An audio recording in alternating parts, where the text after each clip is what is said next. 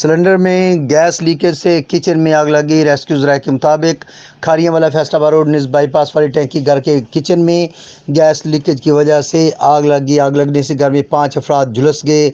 इतला मिलते ही रेस्क्यू 1112 शेखुपुरा की इमदादी टीम ने मौका पर पहुंचकर झुलसने वाले अफराद को फौरी तिब्बी इमदाद के बाद अस्पताल मुंतकिल कर दिया।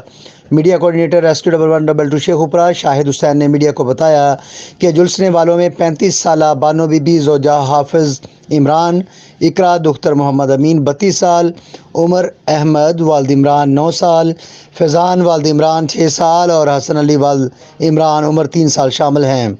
अपने कैमरामैन टीम के साथ Sheikh Mohammad Tayyab, Fire Stone News Sheikhupura.